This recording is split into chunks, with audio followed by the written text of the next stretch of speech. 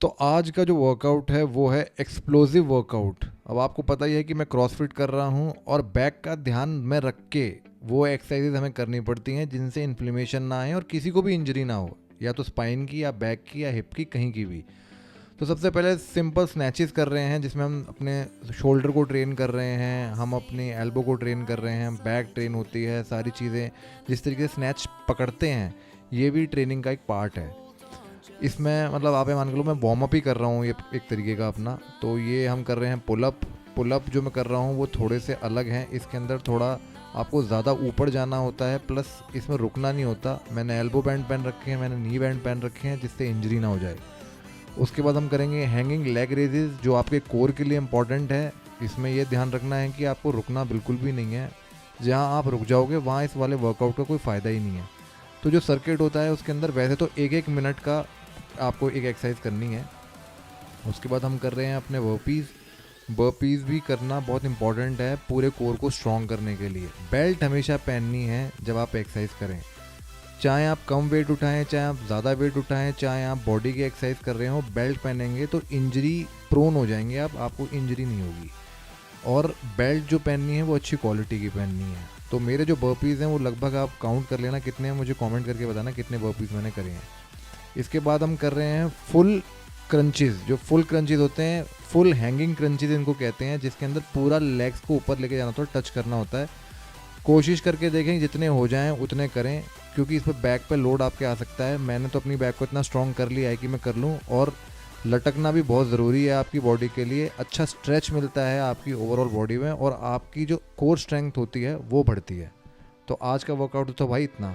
कभी नहीं भूलता मैं जब डॉक्टर्स ने मुझे कहा था कि बॉडी बिल्डिंग हमेशा के लिए छोड़नी पड़ेगी, आप कभी भी बॉडी बिल्डिंग नहीं कर पाओगे।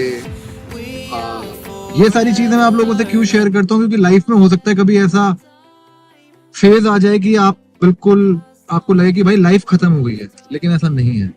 वो एक टेस्ट होता है जो भगवान आपका लेते हैं, और वो जो टेस्ट होता है वो इतना खतरनाक होता है, इतना खतरनाक होता है कि अगर आपने वो टेस्ट पास कर लिया तो लाइफ में आपको कोई चीज फेल नहीं कर सकती।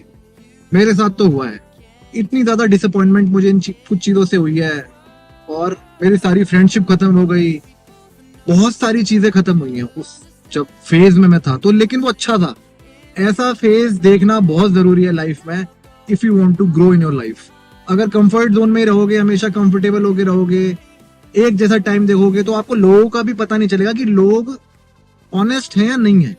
जब आपका बुरा वक्त आएगा और जो आपके साथ खड़ा होगा वही आपका अपना होगा, बाकी सब तो फिजूल है। फिर किसी से ना बात करने का फायदा है ना बैठने का फायदा है। जो आजकल मैं देखता हूँ, यंग जनरेशन है, पार्टी कर रहे हो, क्लब जा रहे हो, दारू पी रहे हो, भाई बिल्कुल पियो, लेकिन ये सर्कल जो है आपका वो ऐसा होना चाहिए जो आपको मोटिवेट करे, जो आपको आपके सच में साथ में खड़ा हो, प्रिटेंड ना करे कि भाई हम तेरे साथ हैं। जेलिसी नहीं होनी चाहिए। मैंने अब्रॉड के लोगों में ये चीज बहुत देखी है कि बहुत कम ऐसा होता है, उनका कल्चर चाहे कैसा भी हो, लेकिन वो इस तरीके से, जैसे इंडिया के अंदर होता है कि लड़कियों को बहुत ज्यादा प्रमोशन मिल जाती है जैसे इंस्टा पे होता है, लेकिन कोई भी लड़का अगर कुछ करता है तो उसको प्रमोशन नहीं मिलती। मैं किस हर इंसान की बात कर रहा हूँ, कोई बॉलीवुड स्टार भी हो। तो यहाँ चीजों को अलग तरीके से देखा जाता है, किसी की जर्नी के बारे में नहीं पता। चाहे बंदा स्टेरॉइड्स लेके बॉडी बनाई हो, चाहे उसने नॉर्मली बॉडी बनाई हो, लेकिन कोई प्रेज नहीं करता। अगर जो नेचुरल है उसको बोलते हैं तूने स्टेरॉइड्स लिए, जितने स्टेरॉइड्स लिए उसको तो फिर वैसे ही। दोनों में मेहनत होती है, दोनों लोग मेहनत करते हैं। हर किसी को एक सिस्टम होता है कि किसी को कुछ पसंद है, किसी को कुछ पसंद है, तो ये डिपेंड करता है। मगर मेहनत दोनों ही लोग कर रहे हैं, ऐसा नहीं है कि मेहनत सिर्फ एक ही बंदा कर रहा है।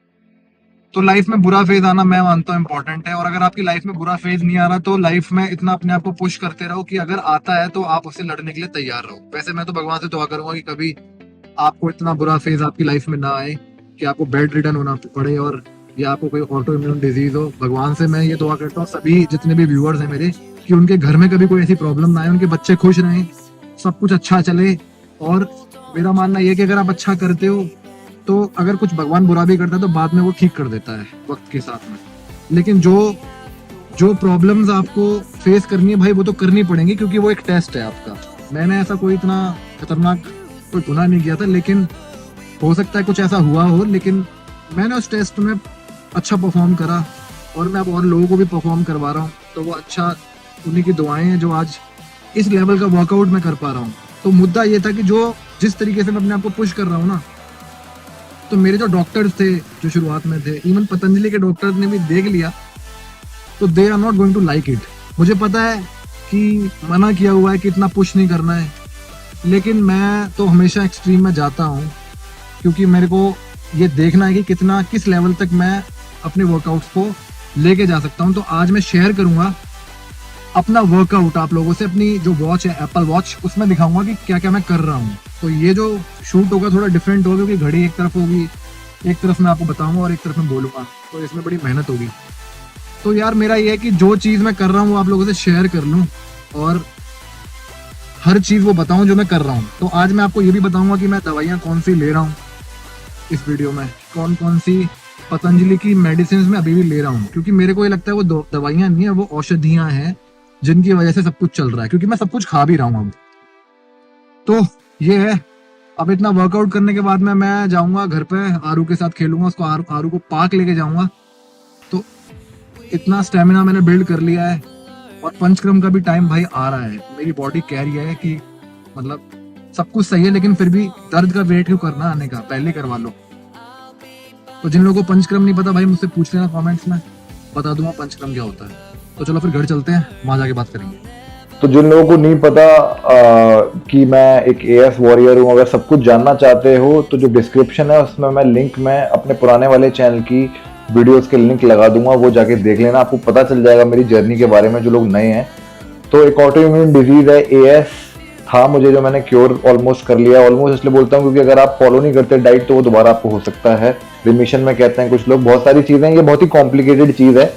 तो मैं आपको बताता हूँ, मैं कंप्लीटली ठीक हूँ, लेकिन मेडिसिन में कौन कौन सी ले रहा हूँ। और अगर आपके घर में भगवान ना करे किसी को वात रोग है या होने वाला लग रहा है कि हो सकता है, जॉइंट्स में कभी कभी एसआई जॉइंट में प्रॉब्लम हो जाती है, सेकुलाइटिक जॉइंट में दर्द आ जाता है, तो क्या कर सकते हैं उसके लिए, दवाइयाँ मैं आपको बता रहा हूँ।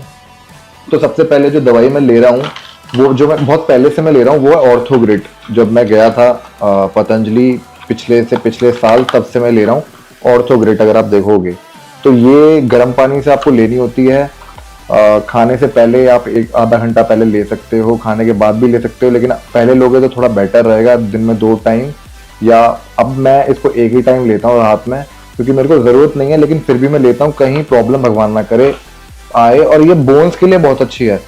तो ऑस्टियोआर्थराइटिस, नॉर्मल अर्थराइटिस, क्योंकि जो एएस है उसको वात का ही प्रकार कहते हैं। प्लस दूसरी जो चीज़ है वो है हमारी इम्यूनोग्रिड, क्योंकि इम्यूनिटी सिस्टम आपका ना वीक हो जाता है, तो इम्यूनोग्रिड मैं लेता हूँ। सप्लीमेंट्स में और भी लेता हूँ, लेकिन ये बेसिक दवाइयाँ हैं जो चलती हैं, दवाइयाँ नहीं, मेरे तो औषधियाँ मैंने आपको बताया है। तो ये मैं लेता हूँ रात को खाना खाने के बाद, इम्यूनोग्रिड गर्म पानी से। उसके बाद गिर गई, चलो कोई नहीं। अगर आपके पेन बॉडी में होता है तो ये थोड़ा सा एक्सपेंसिव है, 400 रुपीज़ का ये पत्ता आता है। इसके अंदर 20 टैबलेट्स होती हैं। सीवियर पेन के लिए है ये पीडानिल गोल्ड, ये भी आप ले सकते हो। और ये तब लो आप जब आपको पेन बहुत ज़्यादा हो। और शिलाजीत पावर के लिए, अगर आपको कमजोरी महसूस होती है, और शिलाजीत का मतलब वही वाली पावर नहीं, ये बॉडी, शिलाजीत वैसे भी बहुत ज़्यादा बेनिफिट्स हैं मसल बिल्डिंग में, टेस्टोस्टेरोन जब बूस्ट होता है तो मसल बिल्डिंग में ऑब्वियसली ज़्यादा वो हेल्प करता है। तो ऑथेंटिक होना चाहिए। मैं पतंजलि का ले रहा हूँ, आप ले सकते हो किसी भी और ब्रांड का। और लिवोग्रिड मेडिसिन जो है वो लिवर के लिए है, खाना डाइजेस्ट नहीं होता है एएस में काफ़ी लोगों को, मेरे को तो वैसे भी नहीं होता, चाहे पेन हो या ना हो, खाना डाइजेस्ट करने में मेरे को प्रॉब्लम होती है, क्योंकि हमारा प्रोटीन इंटेक ज़्यादा रहता है। और वैसे मेरा प्रोटीन इंटेक ज़्यादा हो या ना हो, मेरे को प्रॉब्लम रहती थी। तो अब कुछ पुरानी मेडिसिन है जो मैं लेता था पहले, जैसे विश्ववंतिका, ये भी मैं कभी कभी रिपीट कर देता हूँ, ले लेता हूँ ये वाली मेडिसिन भी। आप अगर दिख रही होगी तो देख लेना, विश्व तिन दुकादी वाती। अब एक टफ नाम है। अयोगवर्धनी आप ले सकते हो अगर आपको ये प्रॉब्लम है। पता नहीं फोकस कर रहा होगा नहीं कर रहा होगा, और मेरे फेस पे फोकस है, लेकिन मैंने फिर भी, आप लोग सर्च कर लेना, देख लेना। बाकी ये सारी मेडिसिन अगर आप जाओगे पतंजलि स्टोर पे, नाम लोगे ना किशोरी गूगल, तो ये सब आपका आ जाएगा। किशोरी गूगल अगर आप लोगे, मैं सामने वो भी देख रहा हूँ कि ये फोकस कर रहा है, कभी कभी फोकस नहीं करता।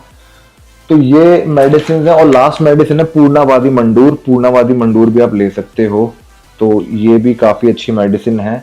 ये गर्म पानी से आपको लेनी है। पहले मैं लेता था, अब मैं नहीं लेता हूँ। और ये इसके साथ में कुछ चूर्ण भी होते हैं, वो मैं भी नहीं ले रहा हूँ। बहुत सारी और भी मेडिसिन हैं जो मैं नहीं ले रहा हूँ क्योंकि मेरे को ज़रूरत नहीं है। तो इससे ये सब मैंने आपको इसलिए बताया जिससे भगवान ना करे किसी को कोई प्रॉब्लम हो जाए या किसी को हो रखा हो कुछ उससे रिलेटेड, तो ये वाली दवाई आप लोगे तो आराम आपको होगा। और कुछ काढ़े हैं, अगर आप और ज़्यादा जानना चाहते हो तो मैं लिंक लगा दूंगा, वहीं पर जाके आप सारी वीडियो द ग्रूमिंग वर्ल्ड पे वहाँ पर आप देख सकते हो। तो चलो मैं आपको मैं आपको अपना वर्कआउट दिखा देता हूँ कि कौन कौन सा वर्कआउट है जो मैं करता हूँ। और मैं अभी इसके अंदर स्क्रीन रिकॉर्डिंग करके मैं डाल दूंगा और पीछे से वॉइस ओवर दूंगा, क्योंकि मैंने सोचा यार इतना ज़्यादा मतलब ऐसे दिखाने में बहुत मुश्किल हो जाएगी मुझे। तो मैं स्क्रीन रिकॉर्डिंग करूँगा अपने आईफोन की, उससे फिर आपको समझा दूंगा, आपको समझ में आ जाएगा। और बहुत सारे लोग हैं वो यकीन नहीं करेंगे कि मेरा इतना ज़्यादा वर्कआउट चल रहा है। तो जो लोग यकीन नहीं कर रहे होंगे उनके लिए फिर मैंने एक अलग चीज़ सोची हुई है, तो मुझे कमेंट्स में बता देना, वो चीज़ भी मैं शेयर कर दूंगा। तो जल्दी जल्दी फटाफट आपको बताऊंगा कि वीडियो बहुत लंबी हो गई है। 10 मिनट का टारगेट था लेकिन आज लंबी हो गई वीडियो। तो 126 कैलोरीज मैंने कोर ट्रेनिंग में फ्राइडे को बर्न करी थी, और ये तो सिर्फ वार्म अप था। उसके बाद मैंने जो स्ट्रेंथ ट्रेनिंग करी थी इंडोर देख लो 197, फिर क्रॉस ट्रेनिंग में 999 कैलोरीज मैंने बर्न करी थी उस दिन। फिर थर्सडे के वर्कआउट पे जाते हैं तो 61 कोर इंडोर वॉक किया मैंने इतना, फिर 563 कैलोरीज बर्न करी उस दिन। और आउटडोर वॉक में देख लो इतना मैं चला। फिर इंडोर रन मैंने किया 1.5 किलोमीटर वेडनेसडे को, फिर 102 कैलोरीज बर्न करी क्रॉस में। फिर स्टेयर स्टेपर किया। ट्रेडिशनल में मैंने उस दिन 337 करी वेडनेसडे को। इंडोर रन किया, फिर इंडोर में इतना साइकिल में किया, फिर क्रॉस ट्रेनिंग में 173।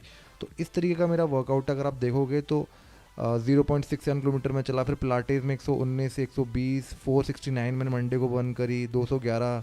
तो 300 400 टोटल अगर आप कैलकुलेट करोगे तो अराउंड एक दिन की मैं 1000 1200 1500 तक कैलोरीज बर्न कर लेता हूँ। तो ये मेरा वर्कआउट चलता है। तो ये आज वीडियो बहुत ज़्यादा लंबी है इसलिए जल्दी जल्दी आपको दिखा रहा हूँ। अगर आप कहोगे कि भाई स्लो स्लो दिखाओ, एक एक चीज़ को पूरा एक्सप्लेन करो, कितनी कैलोरीज कैसे बर्न होती हैं, कितना टाइम लगता है और क्या क्या आप खाते हो, तो नेक्स्ट वीडियो में मैं आपको बता दूंगा। तो वीडियो पसंद आया तो please like share and subscribe. मैं जल्द मिलूंगा आपसे एक नई वीडियो के साथ में। तब तक के लिए stay fit, stay stylish and stay groomed.